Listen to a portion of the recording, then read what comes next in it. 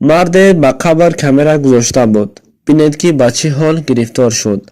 السلام علیکم و رحمت الله و برکاته. بعضا در روزهای جمعه داملاها درباره عذاب قبر نقل و روایت و امر معروف میکنند و از این موعظه ها به کسی سخت تاثیر میکند و دیگر باور نمیکند. مثلا وقت شخص مرده را به قبر میگذاریم، بعد از دفن نزد میت دو فرشته حاضر می شود. یکی منکر نام دارد و دیگر نکیر. خداوند این دو فرشته را چنان به هیبت کرده است که انسانی که آنها را بیند سخت می ترسد. و این دو فرشته از مرده سوال می کنند: خدای تو کیست؟ دین تو چیست؟ پیامبرت کیست؟ و با همین سوال ها به عذاب گرفتار می کنند.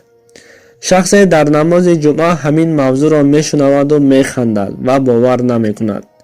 نقشه می کشد که از دنیا می گذشته باشد تا دروغ بودن این واقعه را من به مردم اثبات کنم گفته انتظار می شود. از بین چند روز گذشته شخص از دنیا چشم می پوشد، یعنی که از دنیا می گذرد. این مرد باشد پیش از مردم به قبرستان رفته و قبر کامera می گذارد تا که دروغ بودن سخنهای داملا را اثبات نماید و به جنازه آمده اشتراک میکند. با همه یک جای به قبرستان رفته کامera گذاشته‌اش را از نظر میگذراند. او کامera را در داخل لحد گذاشته بود. بعد قبر را پوشانده بعد آیات‌های قرآن همه به خانه‌هایشان برمیگردند.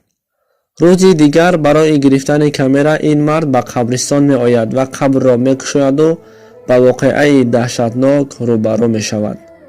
وقتی کامera گذاشته‌اش را بیند، کامera اش چنان آتش گرفته سوخته بود، اما بوی از کامera نمی آمد. کوشش کرد تا کامera را آماده کند، اما یگان چاره دوباره ساز شدن کامera نبود.